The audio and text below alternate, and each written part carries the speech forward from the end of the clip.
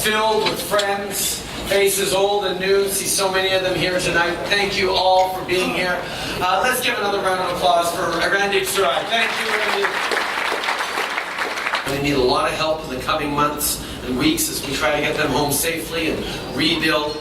So making a donation via text message or going to redcross.ca, making a donation would make a big, big difference, because that's what we do as Canadians. We're there for each other. We support each other. We think about our neighbors.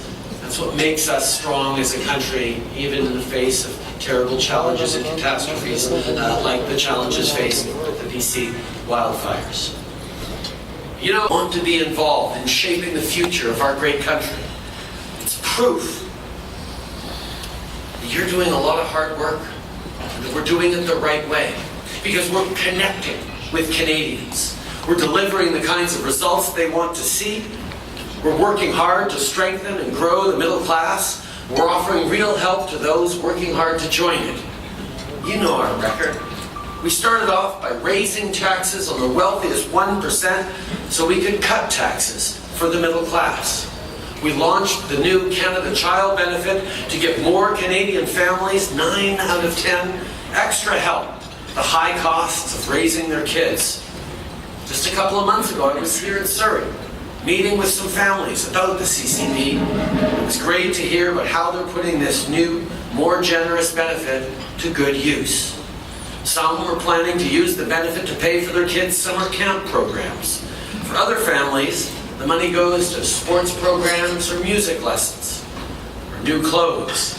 Because as every parent knows, that outfit you bought at the beginning of June sometimes just doesn't fit at the end of August.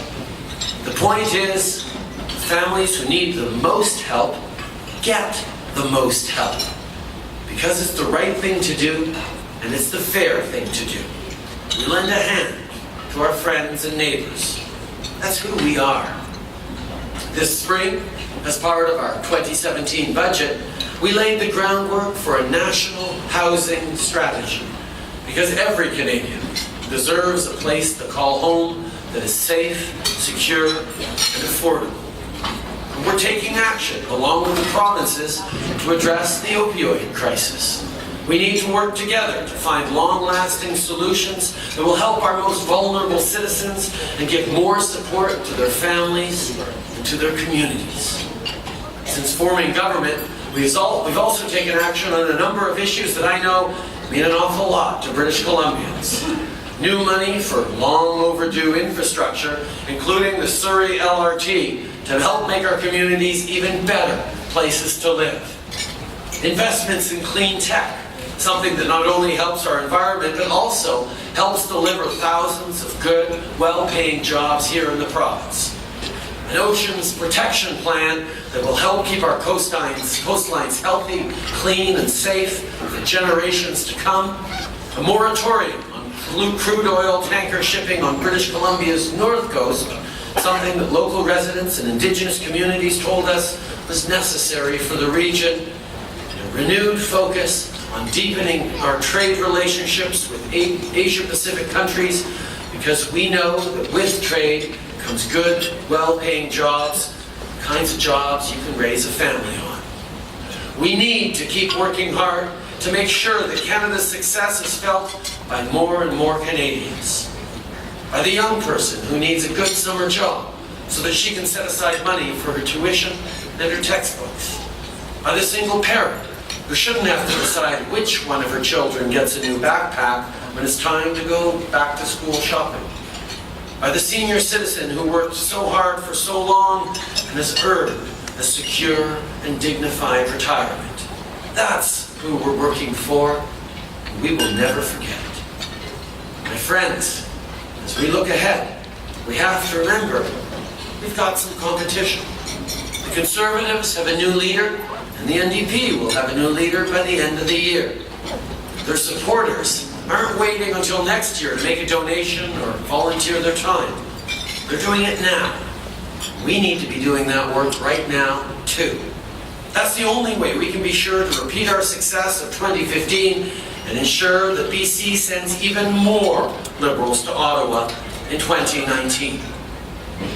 Because what we've got going now as a government is good, but we need to keep working at it. At a time where it's easy to point fingers and turn inwards, at a time where the world is more and more doubting success, turning towards the politics of division, populism, and fear, Canada's showing there's a different way to govern, a different way to operate.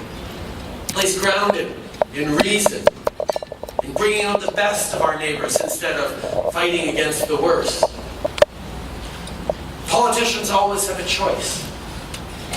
You can either draw on those anxieties and fear and try and play off of them and win because of them by augmenting fears and anxieties.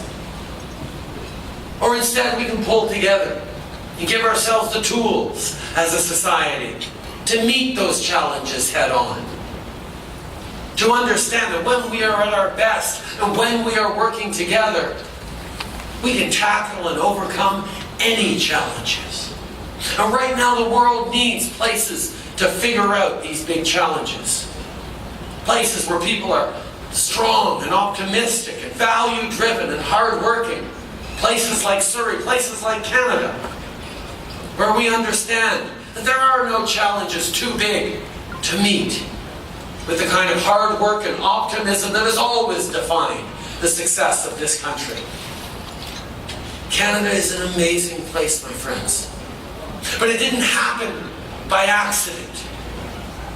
And it won't continue without effort. Generations of people came here in the hopes of building a better life for themselves, for their children, worked hard, leaned on their neighbors, built strong communities, and always kept an eye not just on the future, but on each other. And we have created a society, a country, that has stood the test of time. As we celebrate our 150th anniversary, yes, we look back to the challenges we've overcome, to the successes we've seen, but mostly we look forward. We look forward to a future that is filled with promise, filled with young people who are excited and confident about their capacity to make their mark, not just on the home stage, but on the world stage. My friends, when Canadians are at our best, we're unstoppable. When Canadians are at our best, we can move mountains and show a path that the world will look to. But in order for that to happen, my friends, we need to be at our best. We need each and every one of us to step up with optimism, with confidence, not worried, not fear, not anxious. To understand that each and every one of us has the capacity to contribute to our community, to shape our province, to build our country, to create opportunities for our world. That is what it means to be Canadian, my friends, and this is what we celebrate tonight. This is the future we celebrate every time we think of 150 years since Confederation. But this is the future that we are all committed to working hard to continue to build as members of the Liberal Party of Canada. So thank you for your support, my friends. Merci pour votre appui. I'm looking forward to saying hi to each and every one of you tonight. Thank you for being here. We have a lot of work to do together. Merci beaucoup.